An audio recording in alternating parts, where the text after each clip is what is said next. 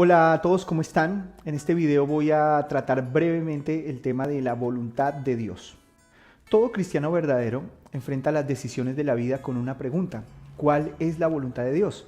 Seguramente nosotros nos hemos preguntado lo mismo, pero para cerciorarnos de tomar una decisión bíblica debemos tener en cuenta dos voluntades de Dios que aparecen en las Escrituras. Primero, la voluntad decretiva de Dios expresada en decretos.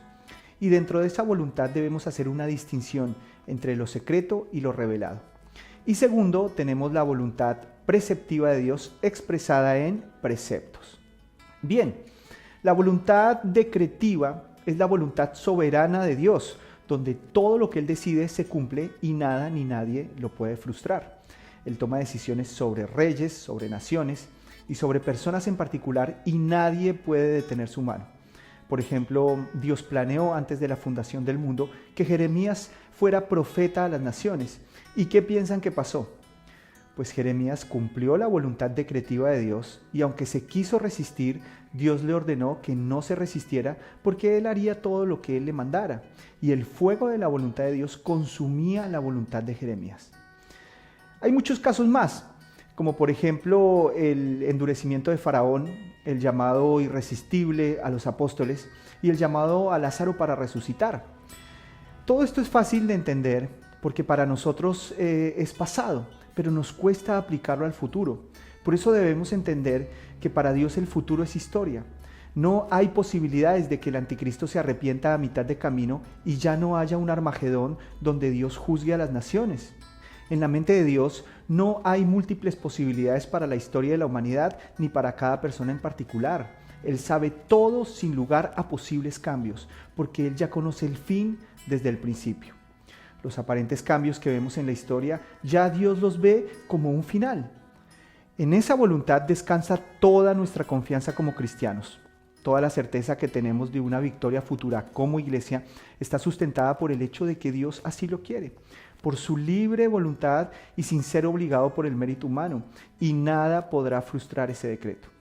Además, ya sabemos que en las capacidades humanas todo es improbable y todo podría ser frustrado. Incluso en términos de iglesia, si fuera solo por la responsabilidad humana, seguramente todos se perderían, como ya pasó en el Edén. Pero por causa de la buena voluntad de Dios, ya sabemos que la iglesia será triunfante. La Biblia dice que los que han nacido de Dios vencen al mundo, y estando en Cristo somos más que vencedores, y el nombre de los vencedores no será borrado del libro de la vida. Ahora, esta voluntad de Dios soberana solo debe ser aceptada, porque nadie la puede cambiar. Nadie se sale de su voluntad decretiva, ni siquiera los impíos. Porque aún toda maldad humana es encaminada a que cumpla lo establecido por Dios. Y si no fuera así, entonces el Apocalipsis de Juan sería solo una posibilidad entre millones de posibilidades. Hechos 4, 27 y 28 dice así: porque verdaderamente se unieron en esta ciudad contra tu santo Hijo Jesús, a quien ungiste, Herodes y Poncio Pilato, con los gentiles y el pueblo de Israel, para hacer cuanto tu mano y tu consejo habían antes determinado que sucediera. Fíjense que Herodes, Pilatos y Caifás y cada uno de los judíos que gritaba crucificarle estaban en el centro de la voluntad decretiva de Dios. Entonces no hay posibilidades de múltiples resultados al final del camino. Algunos dicen, entonces ¿para qué están las advertencias bíblicas si ya está todo dicho? Bueno, si todo coopera para llegar al fin decretado por Dios, incluso la maldad humana, ¿cuánto más cooperarán para este fin sus advertencias que nos instan a mantenernos fieles? Bien, después tenemos la voluntad preceptiva de Dios, es decir, son preceptos que Dios da a la humanidad, como por ejemplo los 10 mandamientos. Pero esa voluntad, expresada en preceptos, no decretos, sí puede ser resistida, y de hecho lo es. Naturalmente todo ser humano resiste a Dios. Y Dios la puso justamente con este fin, para manifestar que nadie puede ni quiere cumplir esa voluntad. Por eso Pablo nos dice en Romanos 7:7 que la ley está puesta para mostrar el pecado, no para erradicar el pecado, porque la letra mata, pero el espíritu vivifica. Y hago un paréntesis acá.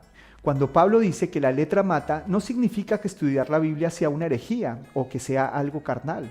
En realidad Pablo está hablando de la ley, porque la ley juzga, la ley condena y la ley mata. La letra mata. Interpretar que la ignorancia es piedad en este texto simplemente es algo absurdo. Pero bueno, el Espíritu vivifica, o sea, el Espíritu produce frente a la ley moral de Dios obediencia sincera. Entonces, en cuanto a la voluntad preceptiva de Dios, ya sabemos que se puede resistir. Sin embargo, algunos, sin el Espíritu Santo, pueden llegar a cumplirla, pero solo exteriormente, porque nadie bajo el estándar de Dios la puede cumplir perfectamente. Una persona puede ser fiel toda su vida, exteriormente hablando, pero su infidelidad natural se manifestará en su mente y corazón de manera secreta y concurrente. Y acá entra en escena de nuevo la voluntad decretiva de Dios, porque Dios decretó que solo su iglesia cumpla su ley preceptiva de manera perfecta y para esto proveyó el fruto del Espíritu Santo. No para cumplir la ley ritual, sino para cumplir la ley moral expresada en todos sus mandamientos. Tengamos en cuenta que sin Cristo y sin el Espíritu Santo es imposible satisfacer perfectamente la ley de Dios. Es imposible en términos humanos. Esta obediencia solo está disponible por medio de las virtudes de Cristo que obtenemos en la nueva humanidad cuando somos una nueva creación. Por eso solo la iglesia triunfante puede obedecer la voluntad preceptiva de Dios de manera perfecta. Por todo lo anterior, la voluntad de Dios es uno de los intereses más grandes que tiene todo cristiano verdadero. De hecho, si a algún cristiano no le interesa la voluntad de Dios, debería cuestionar seriamente su cristianismo, porque el interés en la voluntad de Dios es un fruto del Espíritu Santo que surge naturalmente en todo hombre redimido.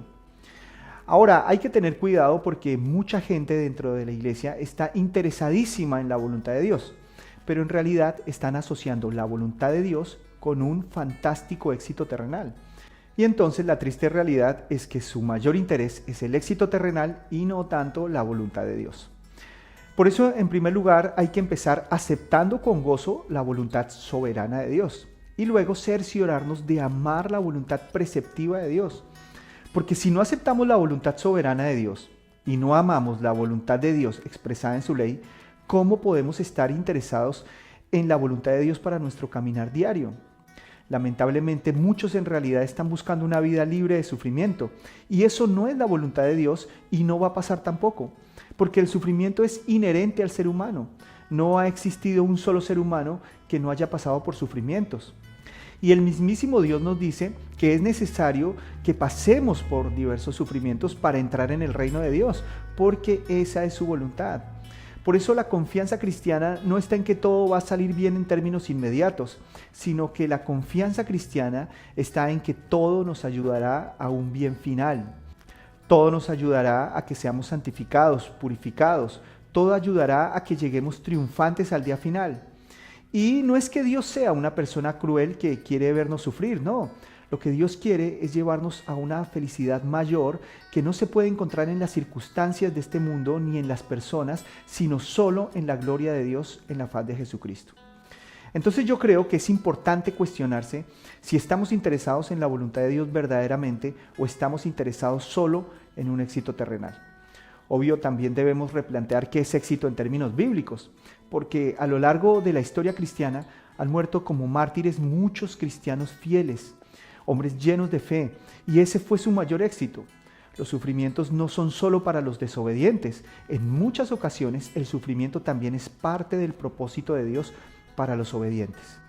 Y la prueba de esto es que el mismo Señor Jesús y los apóstoles murieron para la gloria de Dios por la verdad del Evangelio, alineados a la voluntad soberana de Dios y proclamando la verdad, aunque eso les costó la vida. Porque la voluntad de Dios primeramente es glorificar a Cristo. Este es el propósito del universo y de todo lo que respira. Dios no está interesado en hacernos famosos o ricos o populares en este mundo donde no se ha culminado la redención. Dios está interesado en que glorifiquemos a su Hijo en cualquier circunstancia de la vida. Ahora, la gloria de Dios es el gozo más profundo que puede experimentar cualquier ser humano. La voluntad de Dios es morir para que Cristo viva. Y eso es un camino angosto, es una puerta estrecha. Por eso Jesús dijo que aquel que ama su vida la perderá y el que pierda su vida por su causa la ganará. Es una hermosa paradoja, pero revela si en verdad amamos la voluntad de Dios o no.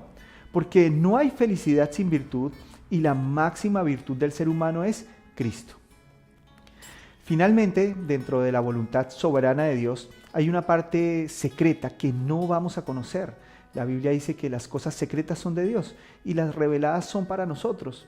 La voluntad secreta de Dios no se puede saber en el presente y tal vez nunca se sepa porque es secreta y porque simplemente no es de nuestra incumbencia.